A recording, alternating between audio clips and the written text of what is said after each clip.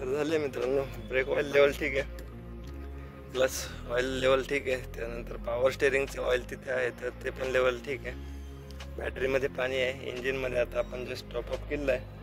तर बघू शकता मित्रांनो आपल्या गाडीचा सध्याचा लुक. वरती झाले ओपन. तर हा आहे आपल्या गाडीचा मॉडिफिकेशन, म्हणजे open pack body plus door. तर हा फायदा होतो की अर्धा फूट वरती. मित्रांनो दुपारचे वाजलेले आहेत 4 आणि फायनली आपण आता निघालो आपल्या पुढच्या प्रवासाला. गाडी पाहिली का मित्रांनो? आतापर्यंत 2 वेळा साहेब सापडलेत. पाहिलं म्हणणे चहा पाणी म्हणलं, अहो गाडी भरून 5 किलोमीटर झाले नाही साहेब. त्यामुळे कॅमेरा असा उलटच लावला होता, direct record.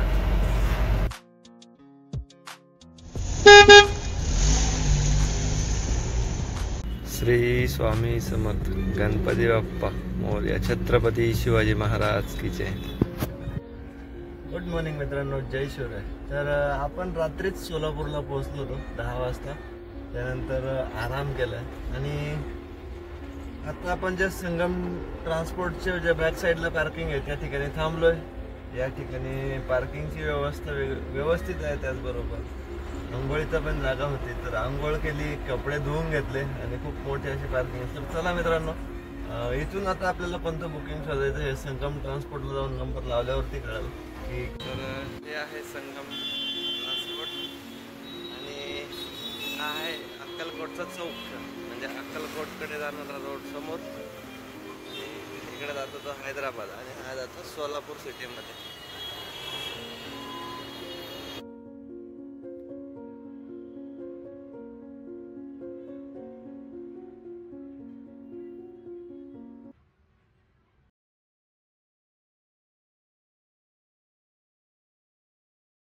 The next morning. बघून तुमच्या लक्षात आलं असेल ना, आपण निघालो आहे राजस्थानला. तर 1000 किलोमीटरचा प्रवास आहे, टोटली नवीन रूट आहे आणि या प्रवासामध्ये आपल्याला मध्य प्रदेश गया, इंदोर आणि राजस्थान असा जर्नी असणार आहे. खूप मस्त असणार आहे, त्यामुळे तुम्हाला बघायला आवडेल. आणि हे बुकिंग भेटलेलं आहे आपल्याला संगम ट्रान्सपोर्ट यांच्याकडून.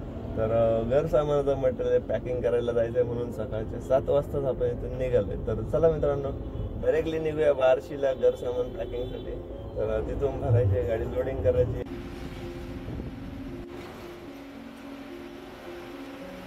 तर मित्रांनो, ही आहे साई सोनेट सोसायटी.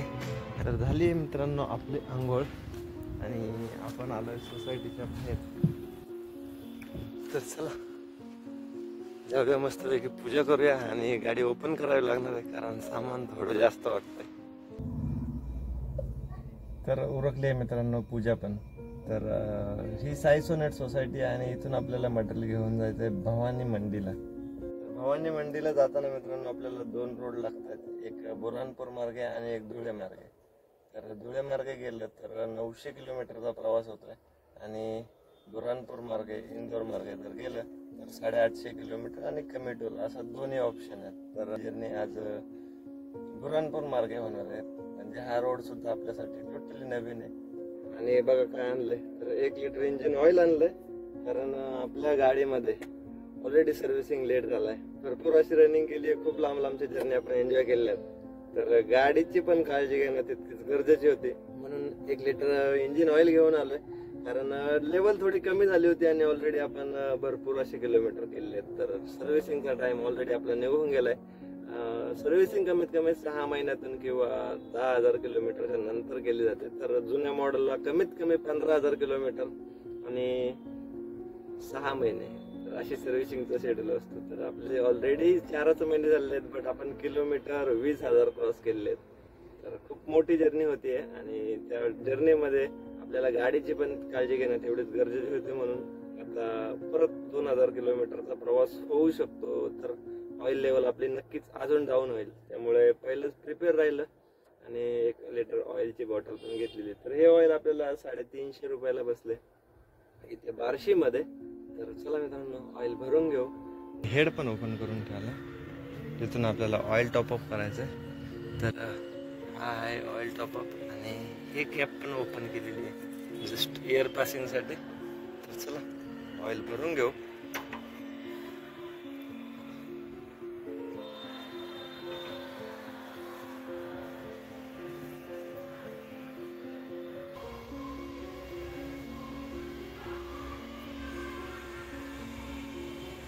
पूर्ण 1 लिटर ऑइल आपण पलटी केले. तर ब्रेक ऑइल आणि रेडिएटर मध्ये पाणी.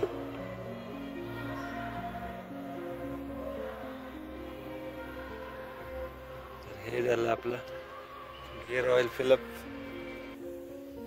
हे बसून देऊ पाईप. तर झाले मित्रांनो, ब्रेक ऑइल लेवल ठीक आहे, प्लस ऑइल लेवल ठीक आहे. त्यानंतर पॉवर स्टेरिंगचं ऑइल तिथे आहे तर ते पण लेवल ठीक आहे. बॅटरीमध्ये पाणी आहे. इंजिनमध्ये आता आपण जस्ट टॉपअप केलं आहे. बाकी ओव्हरऑल वायफरचं पाणी पण भरलेलं आहे, त्याच्यात साबण टाकलेलं आहे, शॅम्पू टाकलेलं आहे. तर चला, गाडीचं रुटीन चेकअप झालं आहे आणि असं आहे सध्या आपल्या 1934चा लुक.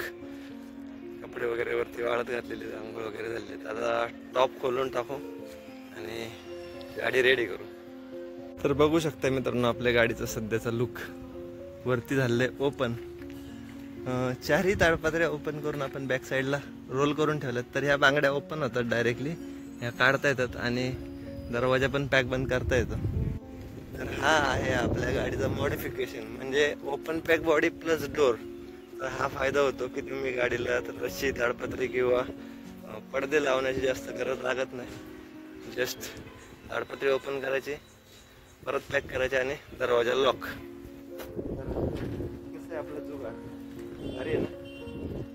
तर ह्या बॉडी बनवण्याचा फायदा हा होतो की तुम्हाला जास्त मेहनत करावी लागत नाही. 5-10 मिनिटात गाडी ओपन होते, 5-10 मिनिटात गाडी पॅक करता येते. चला तर जाऊया सोसायटीत. किती मटेरियल आपलं रेडी झालं ते चेक करू आणि मग त्यानंतर गाडी लोडिंगचं मी प्लॅनिंग घेते बघू. पहिलं जाऊ आता वरती 3rd फ्लोअरला तुमचं फ्लॅट आहे.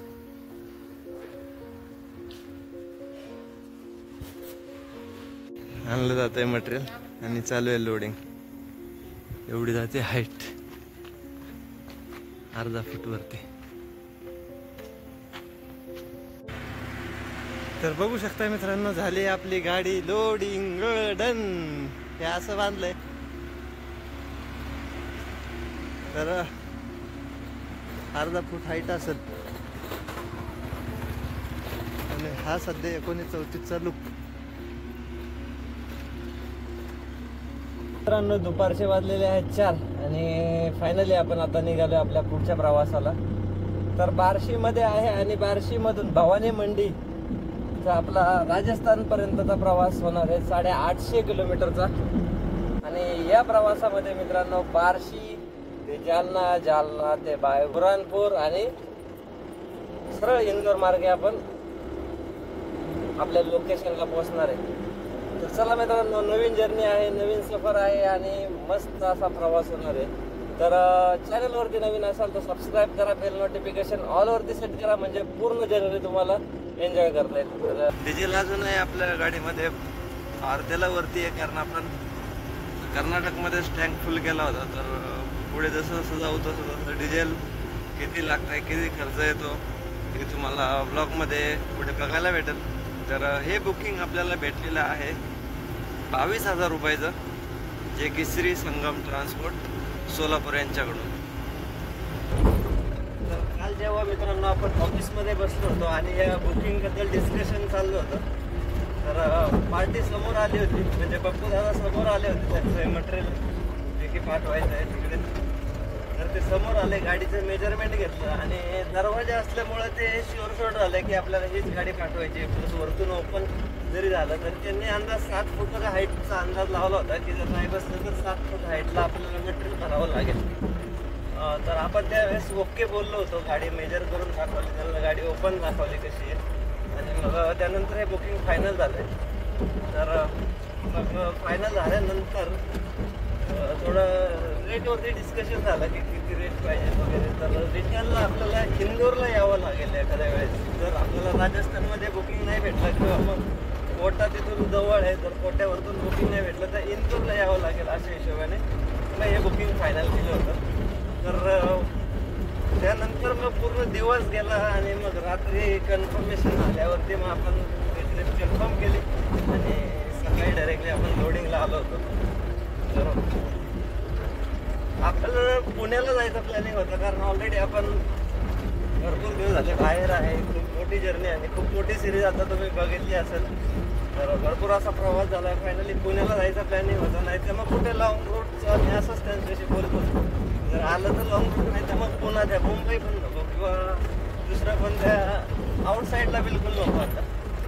तर फायनली हे बुकिंग आपण फायनल केलं ऑफिसमधून आणि खूप छान असा रिपोर्ट होईल. जे काय होईल ते पुढे ब्लॉगमध्ये किती खर्च येतोय, किती टीपी आहेत. तर 2 टीपी ह्या ट्रिपला आपल्याला लागतील.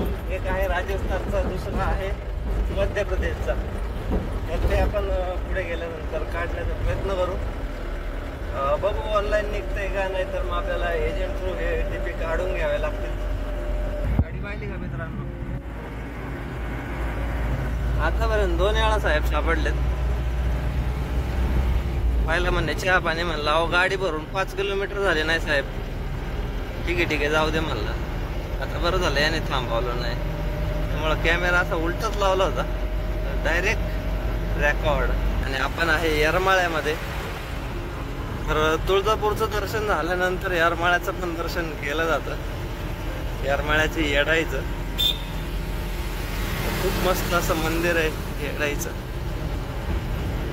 तर येरमाळ्याला दर्शनासाठी जायचं असेल तर नक्की येऊ शकता. चला मित्रांनो, घेऊया आपण लेफ्ट इथून आणि डायरेक्टली हा बीड हायवे, छत्रपती संभाजीनगर लेफ्ट, कळंब परळी वरळ सरळ आणि सोलापूर राईट.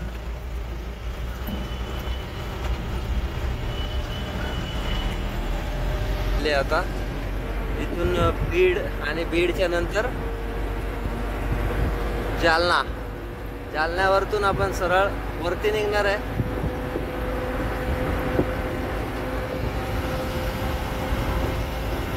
भुसावळच्या रोडला. हा टापोटाप रोड आपल्याला 215 किलोमीटर संभाजीनगर पर्यंत घेऊन जातो. आणि तसंच धुळ्यावरती पण घेऊन जाऊ शकतो, बट आपण थोडा शॉर्टकट आणि थोडा टोल वाचवणार आहे, त्यामुळे राईट मारून जाणार आहे.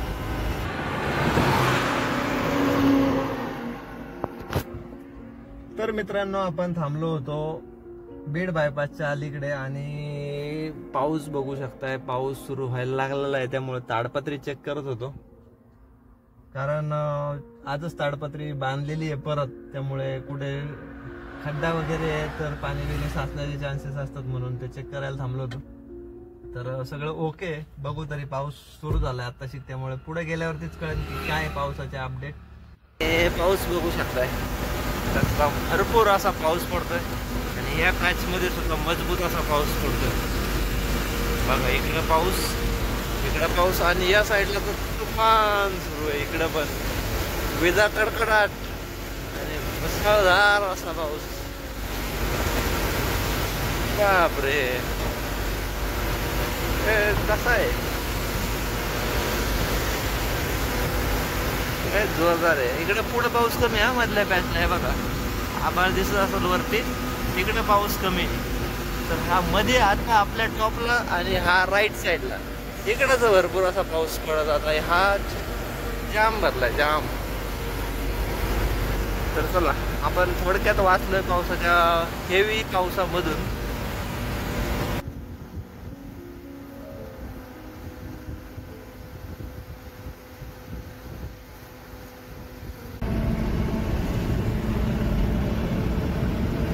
मित्रांनो, आपण पोहोचलोय आंतरवाली सराटीच्या जवळ आणि आंतरवाली सराटीमधून एक रोड जातो डायरेक्टली जालन्याला.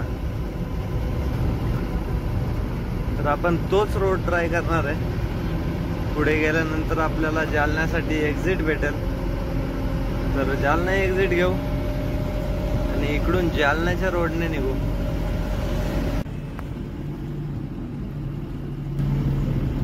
तर मित्रांनो, समोरचा जो चौक आहे ते आहे आंबट चौफुली आणि सरळ गेलं तर जालना आणि लेफ्ट घेतलं तर जालना बायपास, राईट घेतलं तर मेहकर.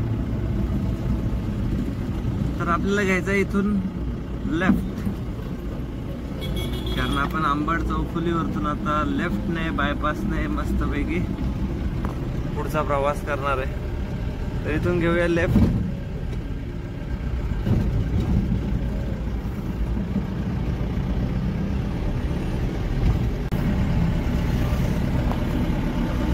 मित्रांनो इथून भोकरदन आहे 49 किलोमीटर, राजूर आहे 23 किलोमीटर. तर ह्याच रोडने आपल्याला पुढे जायचंय. गावरान फॅमिली रेस्टॉरंट आणि तिकडे आहे ऋषिकृपा. आपल्या बरोबर जोशी साहेब होते, तर जोशी साहेबांनी आपली इथं सोय केलेली आहे रात्री झोपण्यासाठी. इथे जेवण केलंय आणि तिकडे समोर जाऊन गाडी लावायची, रात्री आराम करायचा आणि मग सकाळी मस्तपैकी ब्लॉगची सुरुवात करायची. तर चला मित्रांनो, तुर्तास गुड नाईट. मस्त असं जेवण झालं, त्यामुळे मस्त अशी झोप आलेली आता. तर सर्वांना छान असा good night. The next morning.